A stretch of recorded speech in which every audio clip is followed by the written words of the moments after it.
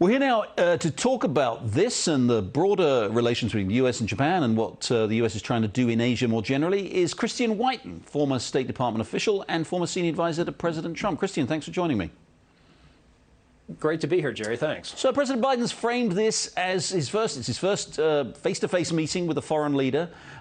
Japan, a close ally, of course, of the United States. He's framed it as part of a broad attempt to get diplomatic accommodation, diplomatic arrangements to put pressure on China. But the Japanese, they are maybe a little reluctant. They are very dependent on China. Economic relationship is extremely important. China is very much the big country in their region, and they want to be cautious about upsetting the Chinese. So it's a difficult, delicate path. What's Biden hoping to achieve?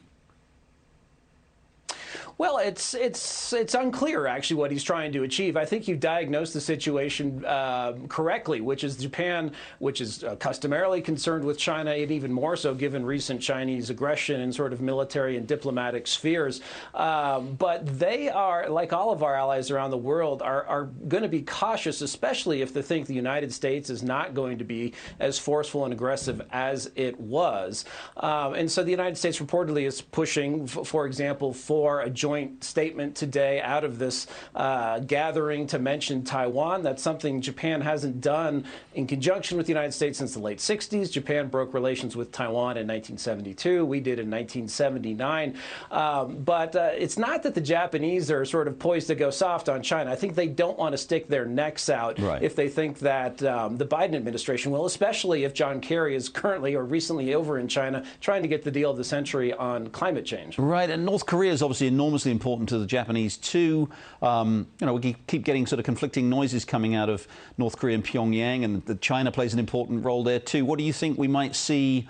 What is the US hoping to achieve with Japan on North Korea? There's very limited that Japan can do. Japan also typically focuses very much on the issue of abductees. These are Japanese citizens who are snatched in some cases off of Japanese streets or otherwise induced against their will to remain in North Korea. It's unclear how many are still alive, but the fact that they are unaccounted for continues to captivate the Japanese public and have animosity.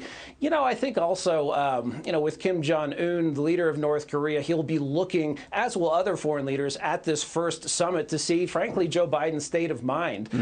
It's a very truncated schedule, just one meeting with Suga, the prime minister, and then an expanded meeting. It was very odd, as you pointed out, or as you cited, that he was met by the vice president. Also, Joe Biden is heading out of town tonight at 5:30 or so.